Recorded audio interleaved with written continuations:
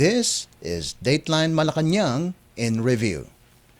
Philippine President Ferdinand R. Marcos Jr. inspected several classrooms and other activities being conducted at the Victorino Mapa High School in the village of San Miguel in the city of Manila. Accompanied by Vice President and Department of Education or DepEd Secretary Sara Duterte, the President was briefed with the undertakings of Brigada Eskwela 2023 as it officially kicked off on Monday. The six-day activity carries the theme, Bayanihan para sa matatag na paaralan, or in English, Community Spirit for a Stable School. Brigada Eskwela started in 2003.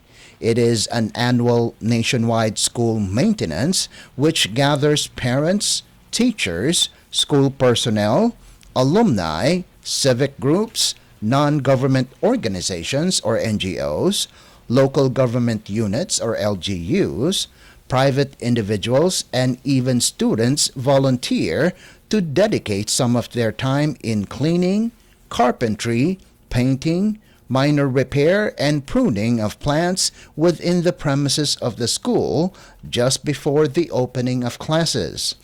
Brigada Eskwela has been the prime mover of volunteerism or bayanihan in the Department of Education, wherein partnerships among the education stakeholders from various sectors have intensified throughout the years to actively support public elementary and secondary schools nationwide.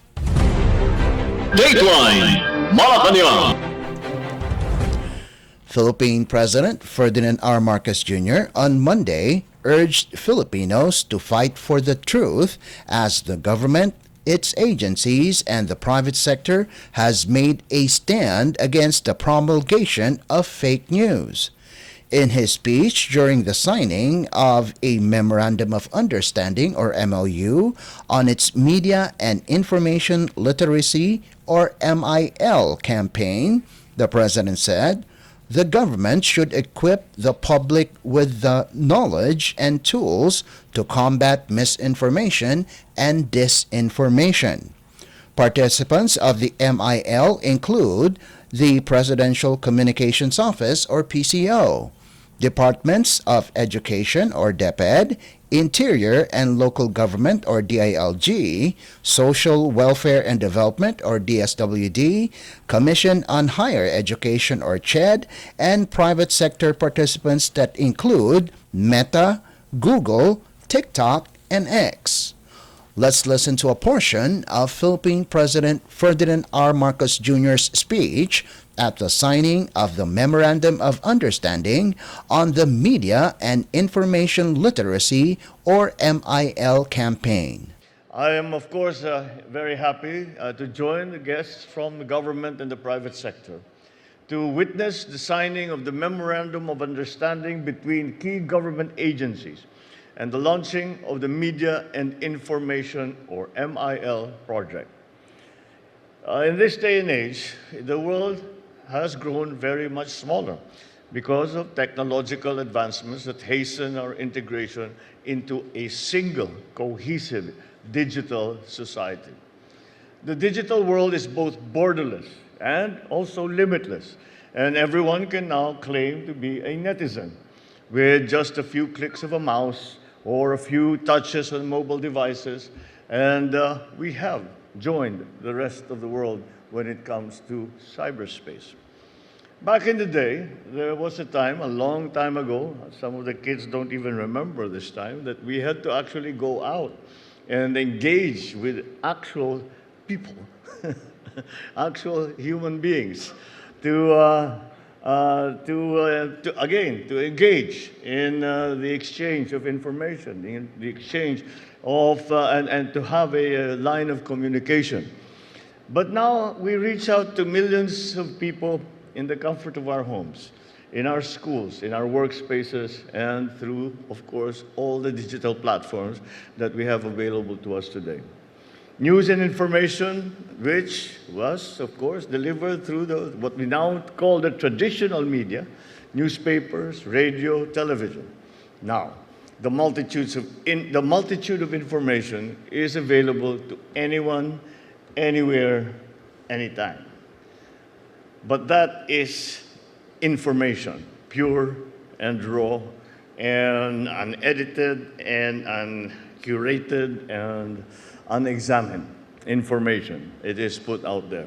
And that is why they say the internet is a great equalizer. Because the traditional media, for example, if you read an article that you're interested in or that you would like to comment on, that you would like to respond to, you write a letter. And you say, "Dear editor, I am in full agreement with the op-ed column that was written by your columnist last Thursday about blah, blah, blah, blah, blah." And that is the only way that you can communicate. Now, it is purely interactive. While the guy's doing his blog, you can be telling him, "Nah, that's not true. This is completely different. We have a completely different experience. What you're saying might apply in your area, but it doesn't apply now." And this is while he or she is still in the middle of their vlog, is still in the middle of their post. And so that is how quickly now that interaction. That's why, as I said, it is called the great equalizer. And because anyone can be part of the digital world. But therein comes also the problem. When you talk to, for example, political commentators, and say you have been working for the New York Times for the last 35 years in the Middle East, or you have been working for Financial Times in Hong Kong for the last 35 years.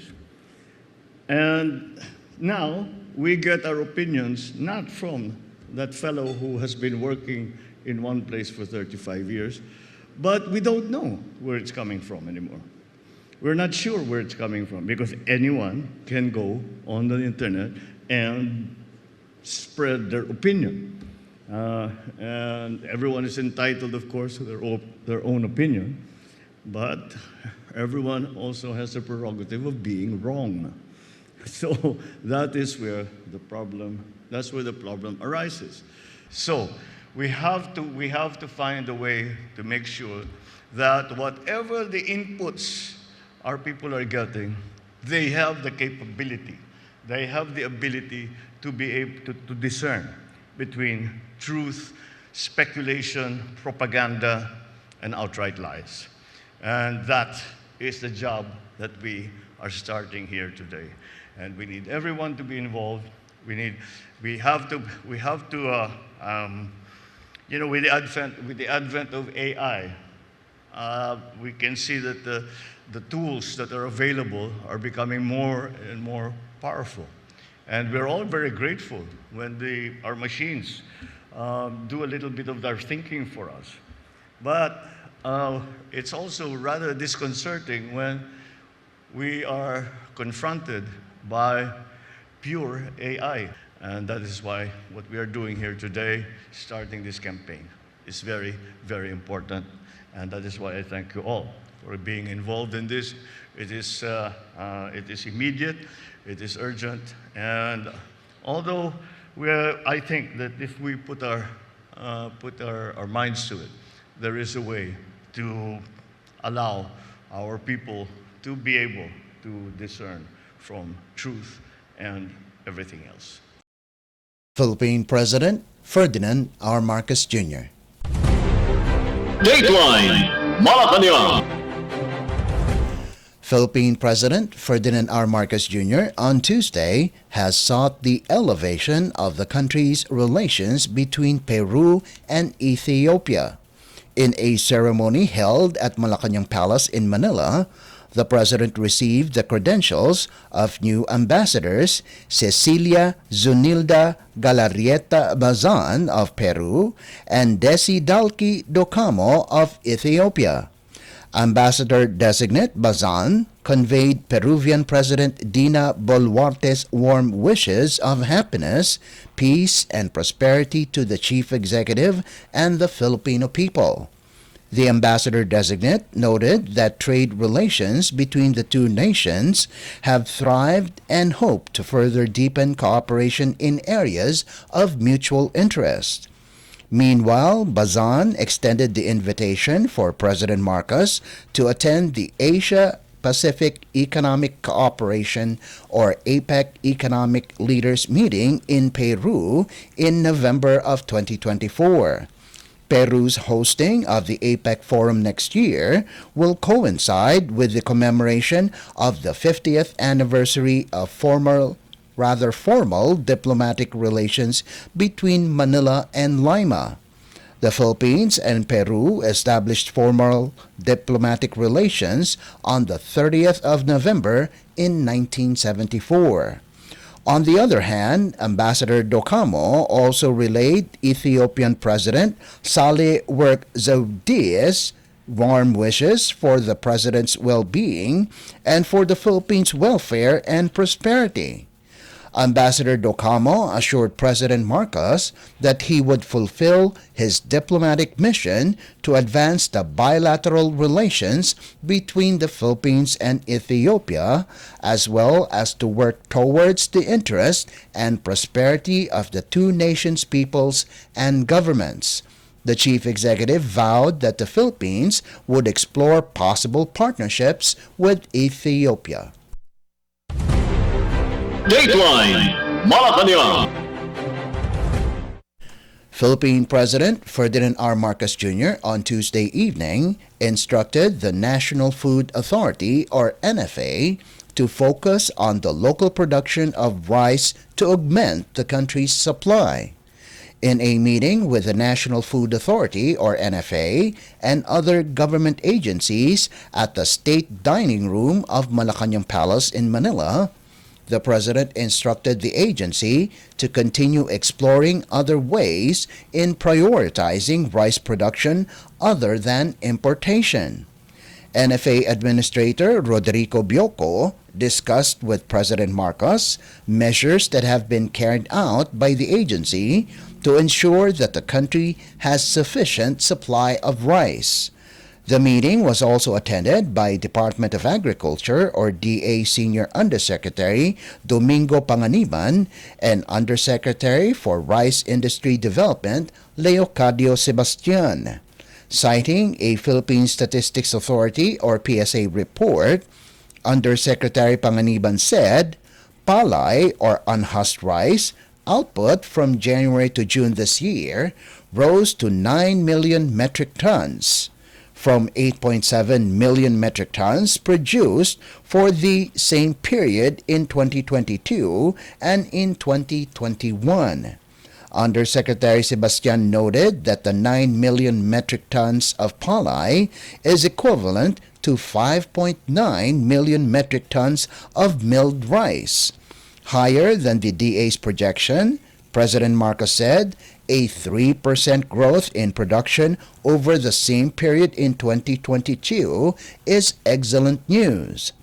On August 8th, President Marcos assured the public that the country's rice stockpile could last even after the projected El Niño next year.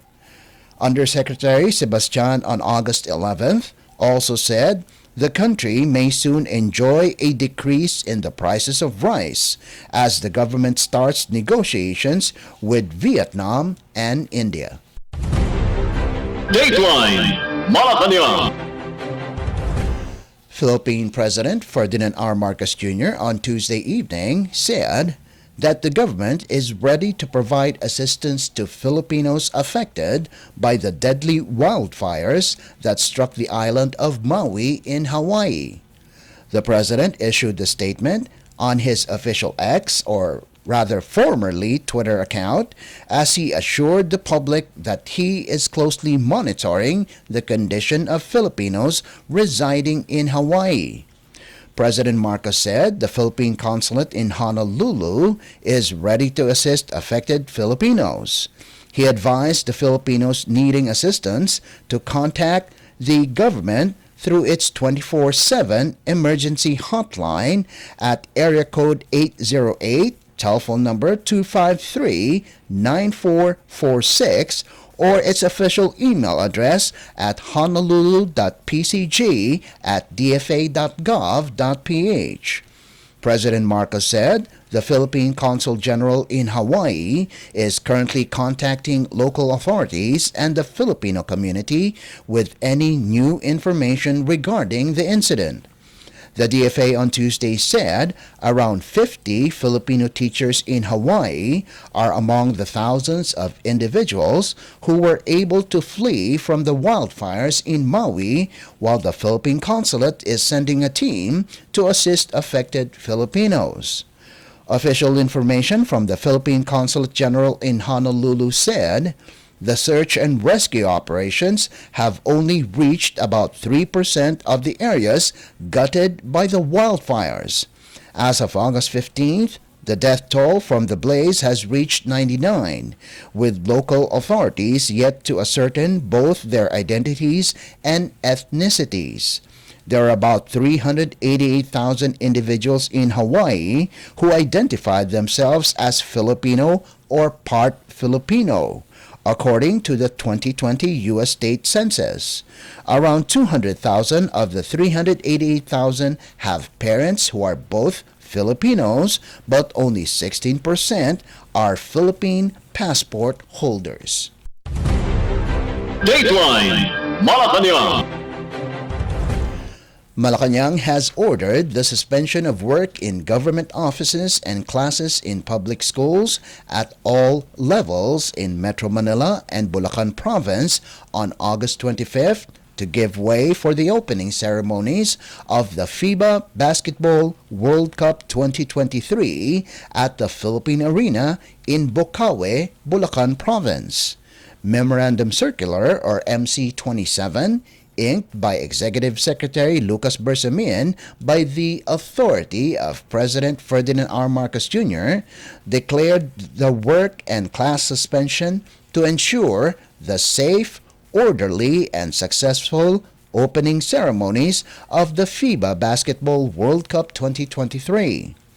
Government agencies involved in the delivery of basic and health services, preparedness, response to disasters and calamities, and or the performance of other vital services shall continue with their operations and render the necessary services. Suspension of work for private companies and classes in private schools is left to the discretion of their respective heads. The memorandum circular was issued as part of the government's effort to provide full support and assistance to the Philippine Sports Commission or PSC, which is tasked to lead the comprehensive planning for FIBA World Cup hosting. Bersamin said the suspension is also part of the government's commitment towards wider involvement and participation in sports promotion and development. Dateline Malacañang. Malacañang on Wednesday announced that Philippine President Ferdinand R. Marcos Jr. has appointed former Foreign Affairs Secretary Teodoro Locsin Jr. as his special envoy to China for special concerns. Locsin's appointment was announced in a Facebook post by the Presidential Communications Office or PCO. The President initially appointed Locsin as Philippine Ambassador to the United Kingdom of Great Britain and Northern Ireland in September of 2022.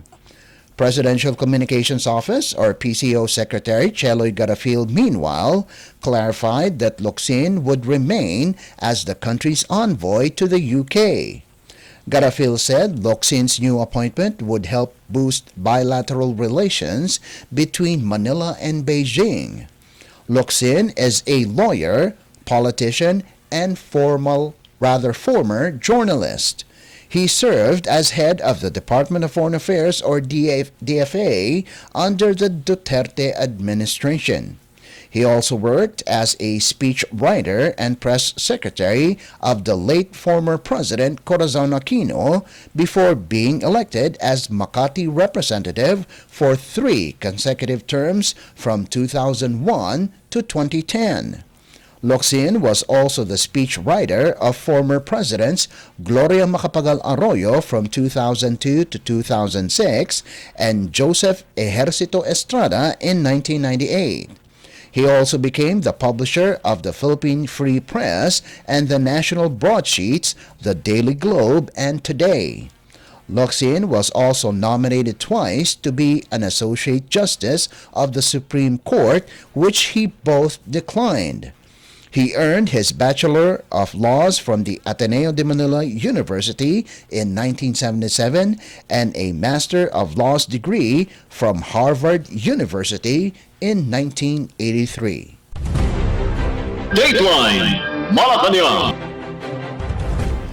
Philippine President Ferdinand R. Marcos Jr. on Wednesday expressed optimism about the partnerships between the Philippines and Japan would be stronger and closer in the coming years.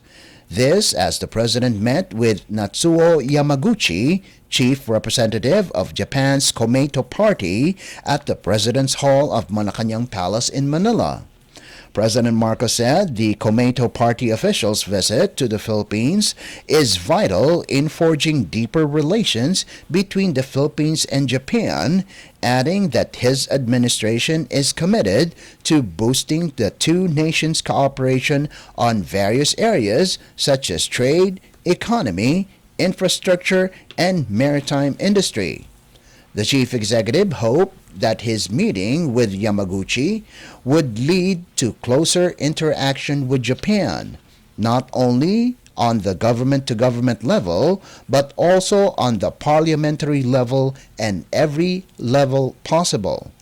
Stressing the need to elevate the two countries' cooperation, anchored on enhancing key discussions in defense and security in Asia-Pacific, President Marcos expressed his desire to establish and create more opportunities in boosting economic strength and peace between Manila and Tokyo.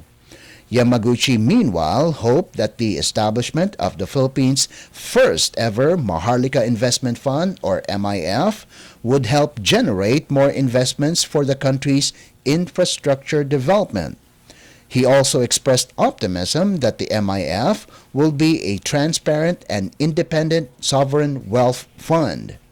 Present during Yamaguchi's courtesy call to the President were Philippine Ambassador to Japan Mylene Garcia Albano, Communications Secretary Cheloy Vilicaria Garafil, Japanese Ambassador to the Philippines Kazuhiko Koshikawa, and officials from the Department of Foreign Affairs or DFA and Komeito Party. Founded by Buddhist organization Soka Gakkai in 1964, Komeito Party has consistently worked to represent the interest of a significant segment of underrepresented citizens of Japan. The party currently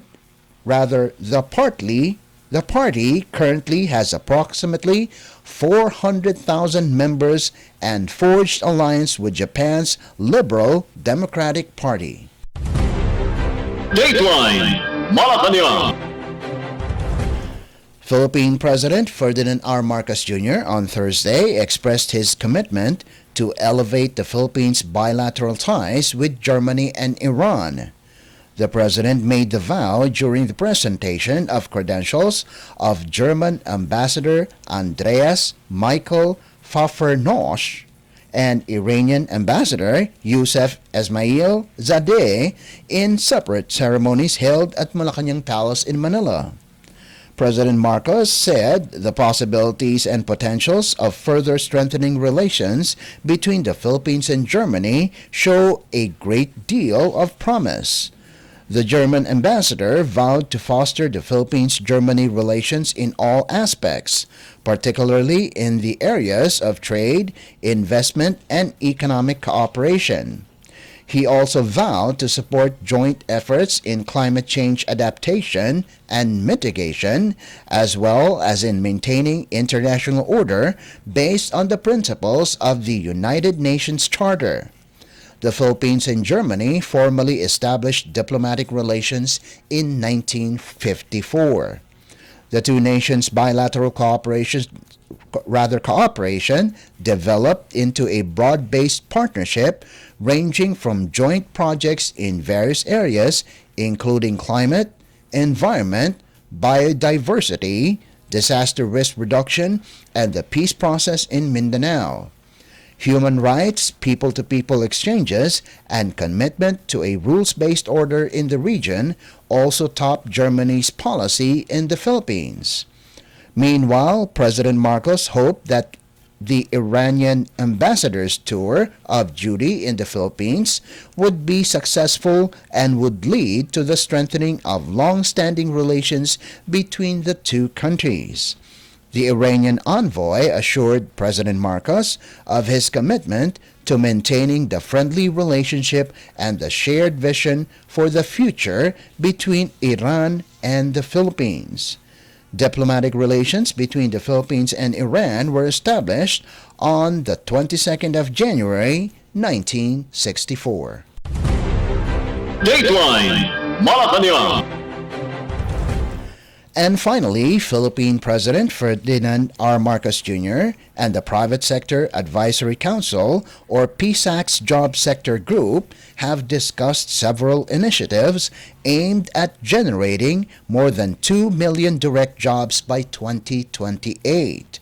In a fourth meeting convened by the President at the State Dining Room of Malacañang Palace in Manila on Thursday, the PSAC Job Sector Group presented its proposed actions and recommendations that could help create more employment opportunities for Filipinos. President Marcos, during the meeting, was briefed about the proposed roadmap of PSAC and the IT and Business Process Association Philippines, or IBPAP, to transform the Philippines into a global leader in the digital domain.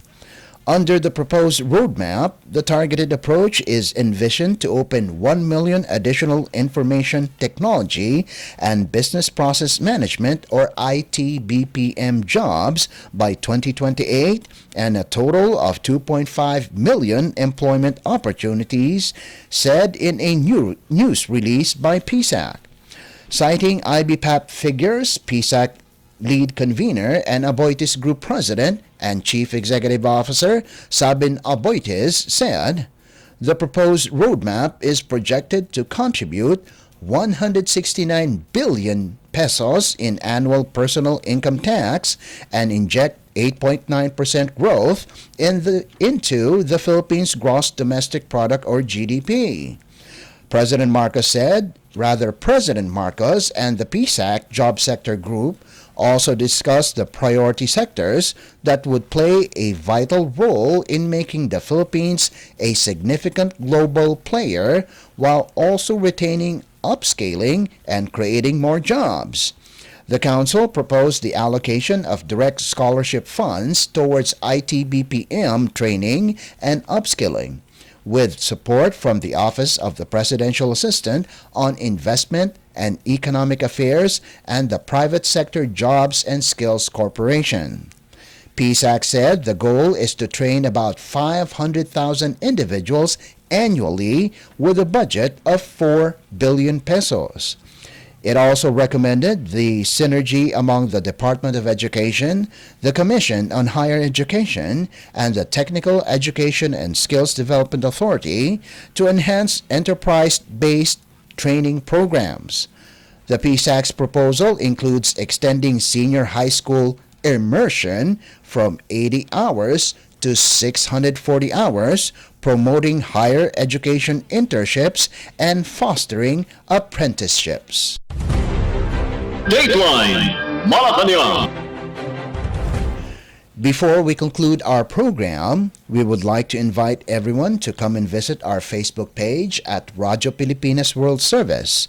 You will be able to hear and view our Filipino and English programs, including news updates here in the Philippines. Kindly subscribe, like, and share our posts as well. And that concludes this edition of Dateline Malacañang in Review. For Radyo Pilipinas World Service, this is Leo Magpayo. Good day and stay safe. From the Presidential Palace, Manila, Dateline Malacañang.